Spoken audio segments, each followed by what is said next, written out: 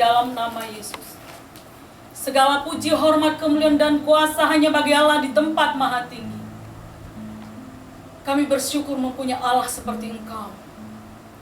Karena di dalam Putramu Yesus Kristus, Engkau telah menyucikan kami, memerdekakan kami, dan membebaskan kami dari segala kuasa dosa dan kutuk kematian. Terima kasih Tuhan. Kami rindu pada malam hari ini untuk mendengarkan kebenaran firman. Berkata-katalah melalui hamba-Mu Tuhan. Layakkanlah kami untuk menerima firman-Mu, sehingga kami boleh dilawat dan dijamah dengan kuasa firman-Mu yang dikerjakan oleh kuasa Roh Kudus.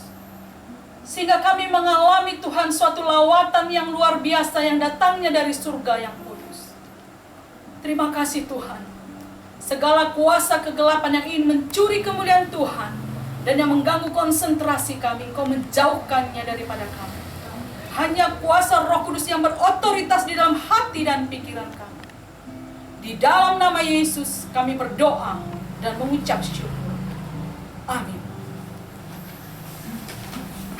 Anak-anak kami yang terkasih di dalam nama Yesus Kristus, Shalom. Shalom. Ya, Bibi ya, sungguh sukacita luar biasa karena dipanggil melayankan firman Tuhan tengah-tengah anak permata kami, GBKP, kilometer 4, sektor Pasca. Sungguh luar biasa kesempatan yang Tuhan percayakan bagi kita untuk bersama-sama belajar firman Tuhan. Ya, saya ditelepon Yolanda dan sama sekali belum saling mengenal satu dengan yang lain. Tapi saya yakin bukan secara kebetulan, tapi Tuhan mempunyai rancangan yang terbaik bagi kita dan Tuhan senantiasa mengatur setiap langkah dan pelayanannya. Tuhan kerjakan di dalam kehidupan kita masing-masing. Ya. Saya perkenalkan diri saya, Pertua Aslinawati, guru singa. Tapi jangan takut walaupun guru singa ya, karena singanya sudah diikat Tuhan Yesus, tinggal gurunya. Jadi saya Pertua di GBKP Setiabudi dan dosen mengajar di STT Baptis Medan. Dan ini Naras, dan kami dianugerahi Tuhan 4 orang anak, 2 putra dan 2 putri. Ini sekilas perkenalan. Nanti selesai acara kita lebih jauh lagi berbicara. Ya, mari kita lihat bahan renungan kita pada malam hari ini dari 1 Samuel 2 ayat 12 sampai dengan 17 dalam kitab Perjanjian Lama. 1 Samuel 2 ayat 12 sampai 17 kita baca secara bergantian ya, secara responsoria. Yang ayat genap oleh kaum putri, yang ganjil kaum putra. Mari kita baca firman Tuhan 1 Samuel 2 ayat 12 sampai 17 diawali dengan kaum putri. 1, 2, 3 ya. Adapun anak-anak lelaki Eli adalah orang-orang dursila. Mereka tidak mengindahkan Tuhan ataupun batas hak para imam terhadap bangsa itu. Setiap kali seorang mempersembahkan korban sembelihan, sementara daging itu dimasak, datanglah bujang imam membawa garpu bergigi 3 di tangannya, dan dicucukkannya ke dalam bejana atau ke dalam kuali atau ke dalam belanga atau ke dalam periuk. Segala yang ditarik dengan garpu itu ke atas diambil imam itu untuk dirinya sendiri. Demikianlah mereka memperlakukan semua orang Israel yang datang ke sana ke Silo. Bahkan sebelum lemaknya dibakar, bujang imam itu datang, lalu berkata kepada orang yang mempersembahkan korban itu, "Berikanlah daging kepada imam untuk dipanggang, sebab ia tidak mau menerima daripadamu daging yang dimasak, hanya yang mentah saja." Apabila orang itu menjawabnya, "Bukankah lemak itu harus dibakar dahulu, kemudian barulah ambil dagingnya sesuka hatimu?" Maka berkatalah ia kepada orang itu, sekarang juga harus kau berikan. Kalau tidak, aku akan mengambilnya dengan kekerasan. Dengan demikian, sangat besarlah dosa kedua orang muda itu di hadapan Tuhan, sebab mereka menantang korban untuk Tuhan. Ya. Demikian firman Tuhan. Jadi tujuan kita hari ini belajar dari Nats 1 Samuel 2 ayat 12 sampai 17 ini, yaitu pertama mengetahui kejahatan anak Eli. Kita bisa bersama-sama melihat di buku PA kita, mengetahui kejahatan anak Eli, kemudian mengetahui berbagai jenis dan bahaya narkoba serta menjauhinya. Kita melihat dulu tentang anak-anak Eli. Siapa sebenarnya anak-anak Eli? Eli adalah seorang nabi di kerajaan Israel, dan sebagai tradisi bangsa Israel bahwa seluruh keluarga imam itu diwajibkan untuk melayani Tuhan. Jadi seorang imam dan anak-anaknya dikhususkan oleh Tuhan untuk melayani sepenuh hidupnya di rumah ibadah, yaitu bait suci.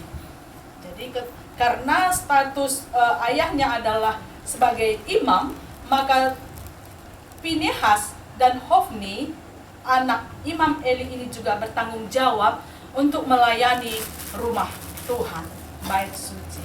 Tetapi apa yang kita lihat di sini, Alkitab menceritakan tentang kejahatan anak-anak ini. Sudah jelas tadi kita baca bersama-sama bahwa anak-anak Eli ini adalah dursila, ya. Kira-kira pengertian dursila di sini bagaimana ya kira-kira bagi kita? Ya. Coba, karnaku, apa kira-kira yang kamu pahami tentang dursila di sini? Ya, karena ini adalah PA ya, pendalaman Alkitab. Kita boleh sama-sama sharing dan berbagi. Ya, silakan. Lebih dari kata jahat gitu kan. Iya. Maksudnya dursila itu udah nggak karu-karuan kali gitu. Iya. Maksudnya udah berantakan kali lah hidupnya istilahnya. Iya, sudah nggak karuan-karuan kali gitu ya, sudah berantakan. Jadi Alkitab mengatakan bahwa Hofni dan Pinehas ini adalah seorang yang dursila, sudah nggak karu-karuan lah dalam bahasa sekarang, sudah berantakan. Karena kenapa? Dia tidak menghormati Tuhan. Persembahan yang seharusnya diberikan kepada Tuhan, dia makan untuk memuaskan keinginan dagingnya. Bahkan sampai sebelum dipersembahkan kepada Tuhan, sebelum lemak-lemak itu dibakar, sudah dia minta kepada orang Israel ketika orang Israel membawa persembahan sembelihan ke Silo. Inilah kesalahan Hofni dan Pinehas yang tidak bertanggung jawab di tengah-tengah pelayanan orang tuanya. Jadi anak-anak kami, ternyata pengenalan diri itu sangat penting ya. Pengenalan diri. Hofni dan Pinehas tidak mengenal dirinya dengan baik. Siapa dia? Statusnya. Statusnya adalah seorang anak imam. Bagaimanakah status sebagai seorang anak imam? Ya, harus bertanggung jawab dan memberikan teladan dan memberikan contoh. Bagaimana dengan kita? Ya, anak-anak Permata kilometer 4 sektor Paskah di sini. Pengenalan diri kita, ya, pengenalan akan diri anak-anak kami. Siapakah Permata GBKP kilometer 4 sektor Paskah? Siapa? Siapa anakku? Siapa? Kamkrina? Hah? Anak Tuhan. Siapa Kam? Anak Tuhan. Ini jawaban ini yang Bibi tunggu dari tadi. Bahwa Kam adalah anak-anak Tuhan. Sebagai anak-anak Tuhan harus memahami status sebagai anak-anak Tuhan dan tanggung jawab sebagai anak-anak Tuhan. Ya, puji syukur jawabannya sungguh luar biasa ya. sebagai anak-anak Tuhan.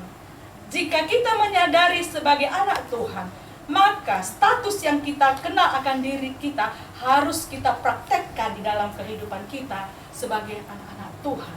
Itu yang terpenting. Untuk apa Allah menciptakan manusia pertama Adam dan Hawa? Apa tujuan Tuhan menciptakan manusia di dunia ini? Supaya kita menyadari bahwa kita ada di dunia ini sebagai anak-anak permata GBKP kilometer 4 bukan secara kebetulan, tapi Allah mempunyai tujuan bagi anak-anak kami untuk menempatkan anak-anak kami di GBKP kilometer 4. Ada tujuan apa? Sejak semula, apa tadi lagu kita? Tuhan tetapkan hidupku dalam tanganmu. Hidupku dalam tanganmu, hidupku dalam rencana. Harus kita memahami bahwa hidup kita ada di dalam tangan Tuhan dan ada di dalam rencana Tuhan. Jika pemahaman ini sudah ada dan sudah kita maknai secara mendalam bahwa hidup kita ada di dalam tangan Tuhan dan hidup kita ada di dalam rencana Tuhan, maka sikap dan tindakan hidup kita akan menjadi seorang anak Tuhan yang sesuai dengan rencana Tuhan bagi kita. Tidak seperti anak-anak Imam Eli ini, Hofni dan Pinehas. Dia tidak memahami rancangan dan rencana Tuhan di dalam hidupnya. Nanti suatu ayahnya Imam Eli akan meninggal, dia yang akan menggantikan sebagai imam utama di dalam rumah ibadah. Tetapi dia tidak memahami rencana Tuhan di dalam hidupnya, sehingga dia melakukan sesuatu tindakan yang tidak layak dan tidak baik di hadapan Tuhan, yaitu mengambil bagian Tuhan untuk dia makan. Dan bahkan lebih daripada itu, dia melakukan hubungan seks di depan kemah dengan pelayan-pelayan di luar perkemahan. Berarti dia tidak mengenal dirinya dengan baik, tidak mengenal siapa dia di dalam rencana Tuhan. Bibi yakin dan percaya anak-anak kami di sini dengan wajah-wajah yang manis, yang wajah-wajah yang ganteng, amin. Ya. Sudah ada pemahaman di dalam diri bahwa saya ada di dalam tangan Tuhan dan ada di dalam rencana Tuhan. Amin.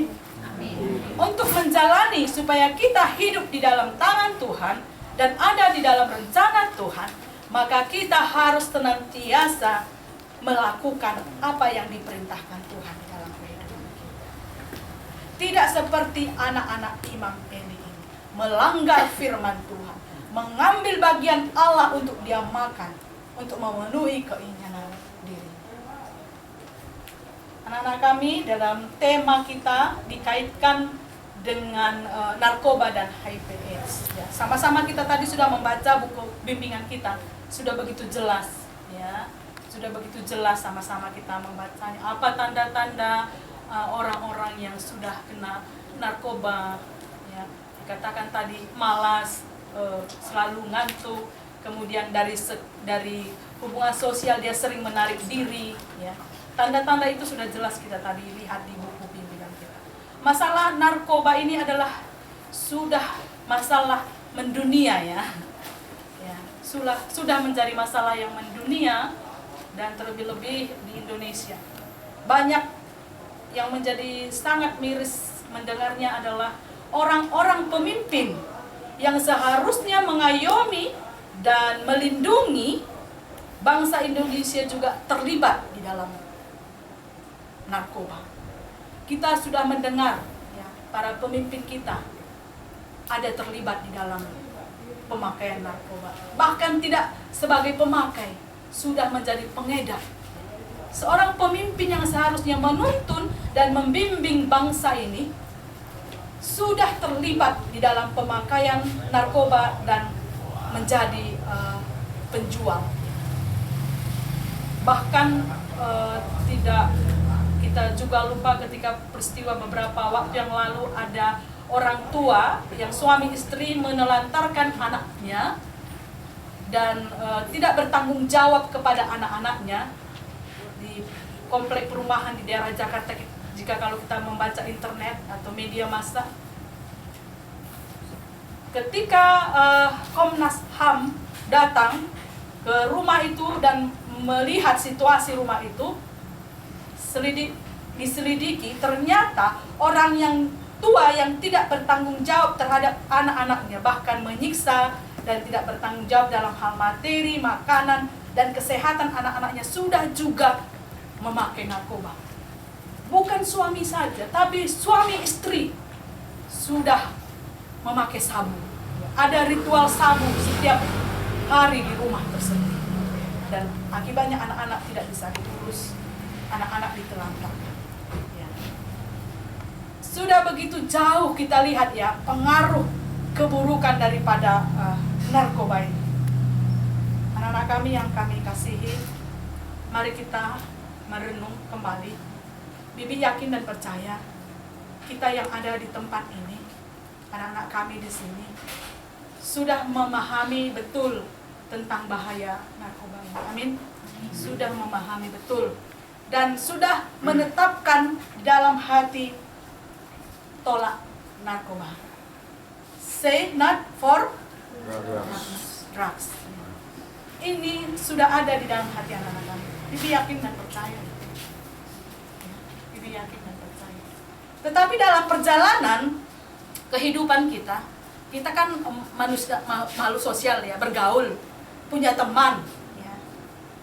Punya pergaulan di kampus, punya pergaulan di sosial media, punya pergaulan di tempat kita bekerja. Tetapi kadang-kadang ada godaan yang mengatakan dicoba aja. Ya. Jadi untuk menjauhi narkoba ini, yang pertama sekali keimanan kita harus teguh. Ya. Karena ketika kita memiliki iman yang teguh, berarti kita sudah memahami apa tujuan Allah menciptakan kita, dan Allah mempunyai rancangan yang indah di dalam kehidupan kita, dan Allah mempunyai suatu rencana untuk masa depan kita, dan Allah ingin kita melakukan sesuatu yang berguna bagi kita, bagi orang lain, dan bagi bangsa dan negara, terutama bagi kerajaan Allah. Inilah orang-orang yang sudah memiliki keimanan yang teguh, sudah mengenal dirinya dan mengetahui apa yang harus dia lakukan, dan sudah tahu mana yang baik, mana yang tidak. Ya. Sungguh luar biasa, GBKP mengatakan bahwa anak-anak permata ini sudah menjadi ngawan gitu ya. Nah, mesadari dongeng status sudah sebagai ngawan perpulungan. Ya. Kami semua sudah dewasa, sudah dingawankan. Arti ngawan di situ adalah sudah dewasa, sudah mandiri, sudah memiliki pengetahuan dan hikmat daripada Tuhan, mengetahui mana yang baik, mana yang jahat. Itulah arti ngawan yang sudah dewasa. Oleh karena itu, untuk bisa kita terhindar dari narkoba adalah memiliki keimanan yang teguh. Ya. Karena takut akan Tuhan adalah awal dari pengetahuan. Takut akan Tuhan adalah awal daripada pengetahuan. Bagaimana kita bisa memiliki menjadi orang yang berpengetahuan? Adi bahasa Karo nina pentar. Kalau di dalam bahasa Karo pentar, kalau di dalam bahasa Indonesia dikatakan berpengetahuan. Bagaimana kita menjadi seorang yang berpengetahuan? Yaitu dengan takut akan Tuhan. Ketika seorang menjadi seorang yang berpengetahuan, dia sudah mengetahui mana yang baik, mana yang tidak baik. Sehingga dia tidak gampang untuk dipengaruhi. Ketika orang mengatakan, ya nggak apa-apa, dicoba aja gitu. Ah, nggak jantan pun, gitu kan kadang-kadang ya. Kan sekali aja, coba dulu. Ya dicoba dulu memang. Kalau tidak dicoba, bagaimana mungkin bisa ya memakainya gitu ya. Tetapi hindari itu. Jangan sekali-sekali untuk mencoba pun jangan. Untuk mencoba pun jangan. Yang kedua adalah supaya kita bisa terhindar dari narkoba ini, yaitu dengan mengikuti nasihat orang tua. Hormat kepada orang tua kita. Setiap orang tua pasti mengingini anak-anaknya supaya sukses, berhasil di dalam pendidikan, menjadi orang-orang yang bisa memberkati orang lain. Inilah harapan setiap orang tua kita. Mungkin kita merasa orang tua kita cerewet kali, seperti nggak dipercaya gitu. Sebentar kita keluar, kemana anakku? Aku bukan anak-anak lagi, sudah dewasa, tidak perlu dijaga lagi. Baik, itu memang baik. Berarti sudah bisa bertanggung jawab untuk diri sendiri. Tidak perlu dijaga-jaga lagi. Tetapi kita tidak kebal ya. Kadang-kadang bisa lemah dengan pergaulan yang dibuat. Oleh karena itu, apa yang dikatakan tadi oleh bimbingan kita dikatakan di dalam Ulangan. Tradisi Israel adalah selalu mengulang-ulangi firman Tuhan di dalam kehidupan, ketika berjalan, ketika berbaring, ketika bekerja, dan ketika pergi kemana saja. Kenapa ya orang-orang Yahudi menjadi orang-orang yang teratas dan orang-orang yang menguasai dunia sampai saat ini? Ada apa dengan orang Yahudi? Kita melihat yang menguasai IT, ya, Mark Zuckerberg, ya, pendiri Facebook, itu adalah orang Yahudi.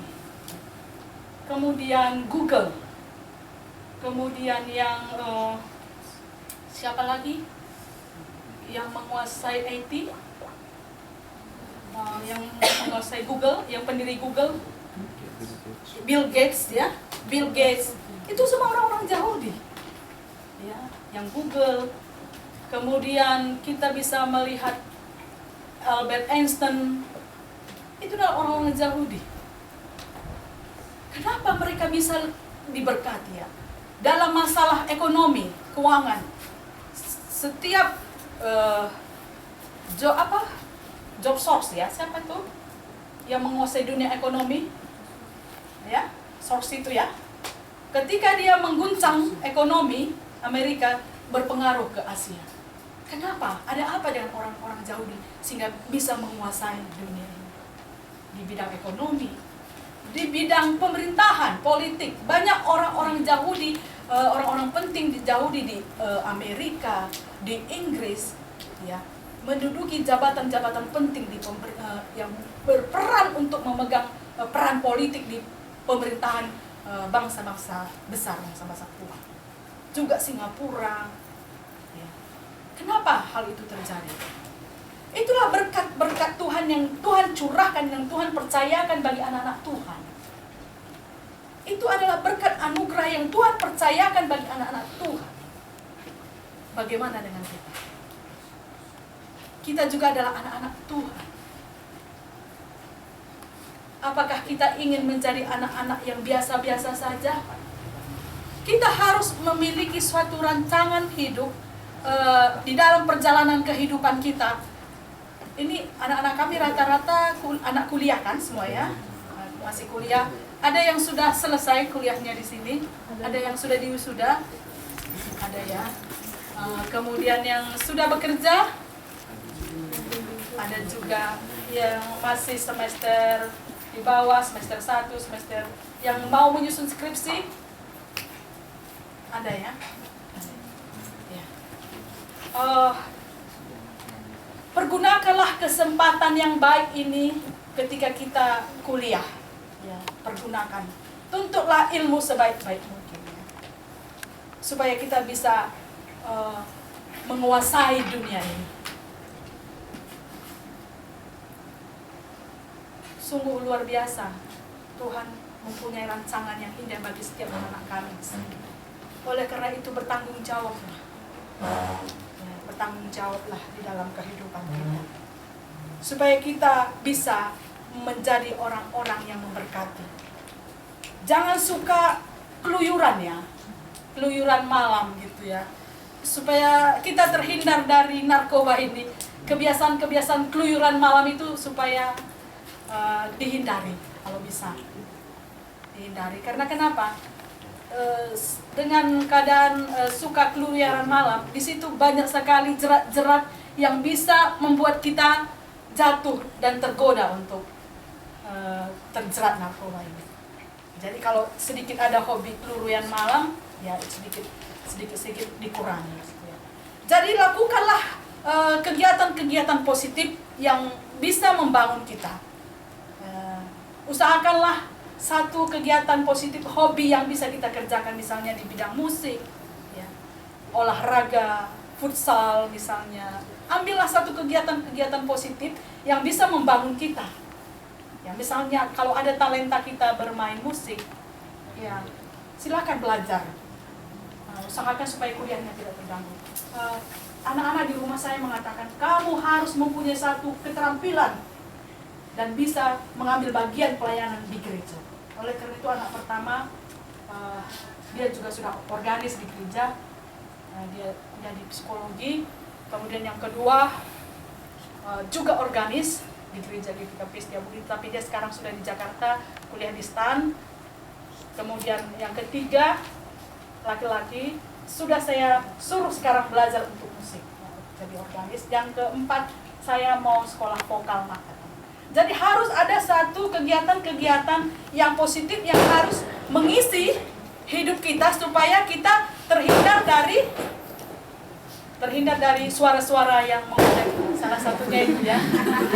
Kan nggak terganggu dengan suara-suaranya. Karena banyak sekali suara-suara yang di sekitar kita yang akan membuat kita jatuh dan terganggu. Tetapi yakinlah, percaya dengan suara hati kita ya. Masih yakin? Dengan suara hatinya di sini.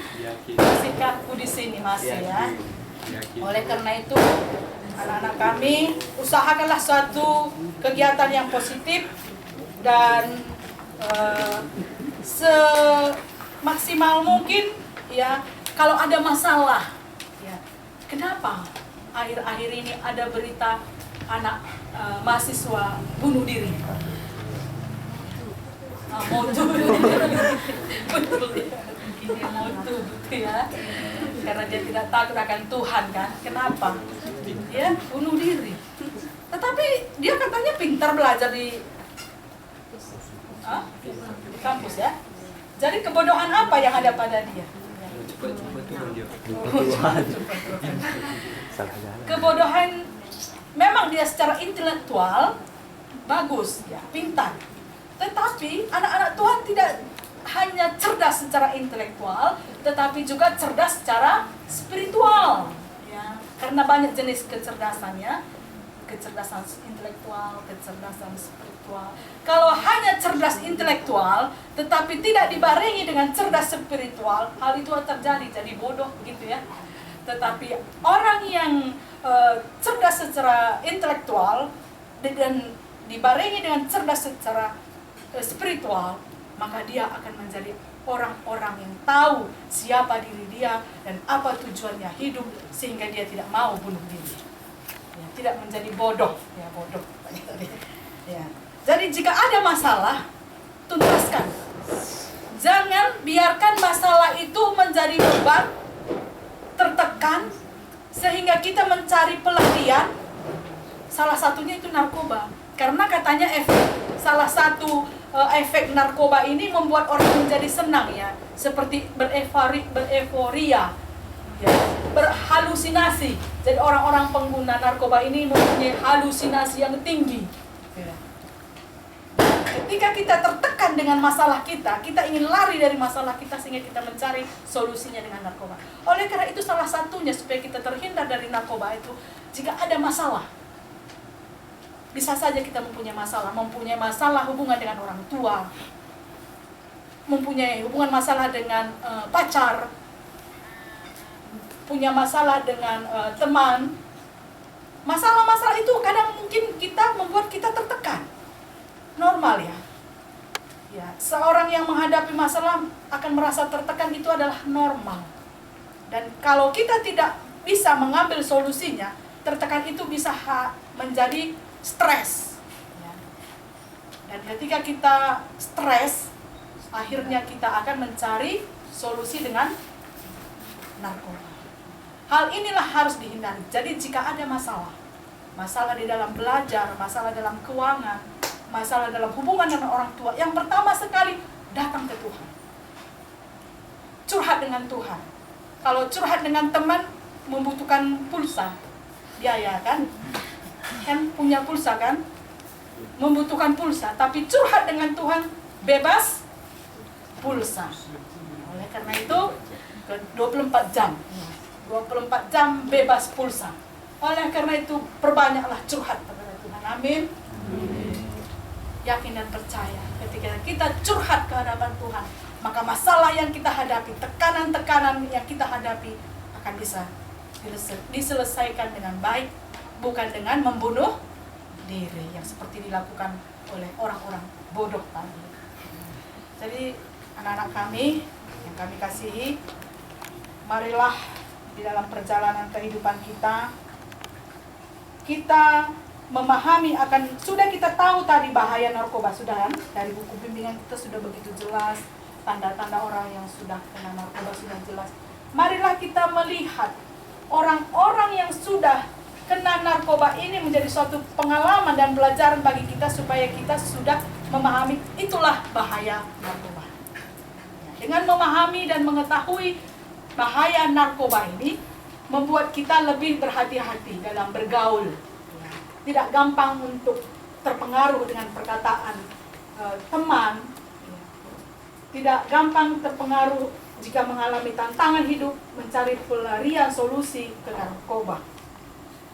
Jadi kita harus senantiasa memiliki hikmat dan pengetahuan yang datangnya daripada Tuhan, sehingga kita memiliki kecerdasan secara intelektual dan kecerdasan secara spiritual, sehingga kita boleh menjaga diri kita dan mempunyai satu tujuan ke depan dan mempunyai program hidup. Setahun ke depan apa yang harus saya kerjakan, 2 tahun ke depan apa yang harus saya kerjakan, 3 tahun ke depan apa yang harus saya kerjakan, 5 tahun ke depan apa yang saya kerjakan. Apa yang anak-anak kami kerjakan saat ini, itulah kamu nanti setahun, 2 tahun, 3 tahun, 5 tahun ke depan. Apa yang kamu kerjakan sekarang ini, itu nanti kamu. Kalau kamu lakukan yang terbaik dan maksimal saat ini, Bibik yakin dan percaya, berkat doa dan pertolongan Tuhan, maka kamu akan terbaik 5 tahun ke depan. Amin. Jadi kita memiliki suatu pemahaman hidup bahwa kita di dunia ini ditetapkan Tuhan mempunyai tujuan, dan tujuan Tuhan itu kita kerjakan, kita laksanakan melalui tanggung jawab kita. Tanggung jawab kita apa saat ini? Belajar. Sebagai mahasiswa, belajar dengan maksimal. Jangan copy paste, ya. Sekarang kan belajar semakin simple ya, karena klik Google, search, browse gitu ya, langsung copy paste jadi makalah, selesai, gitu kan.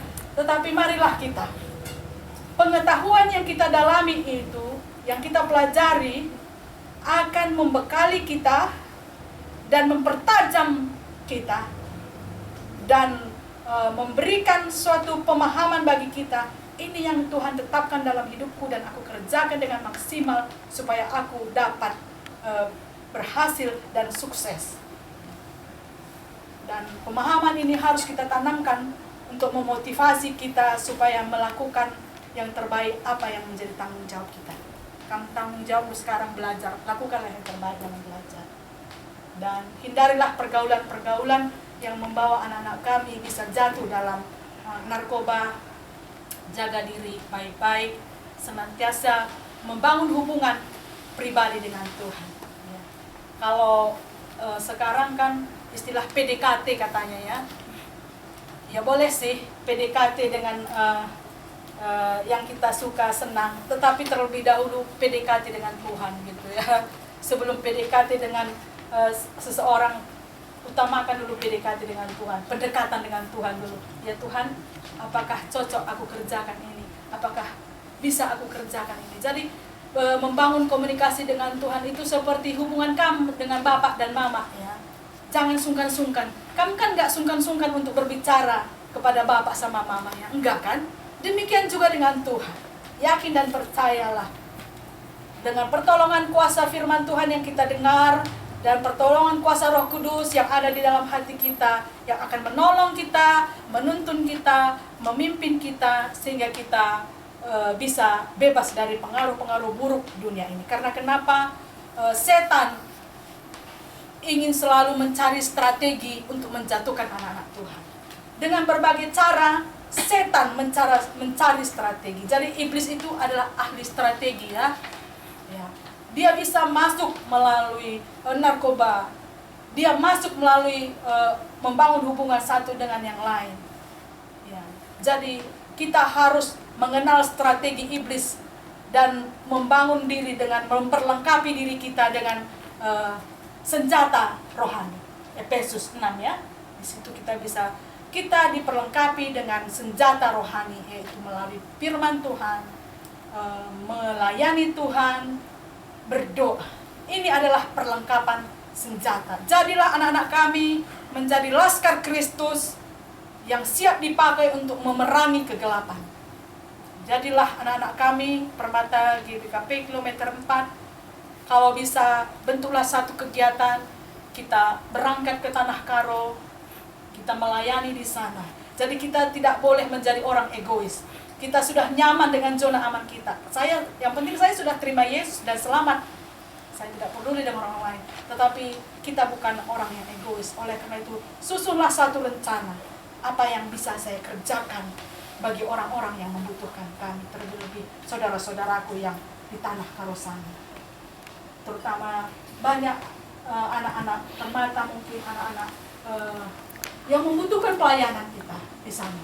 Di erupsi Gunung Sinabung. Sehingga kita boleh saling mendoakan, saling melayani satu dengan lain. Jangan sudah nyaman dengan zona nyaman kita, tetapi marilah kita bergerak memberkati orang lain sehingga kita boleh dikatakan anak-anak Tuhan. Amin.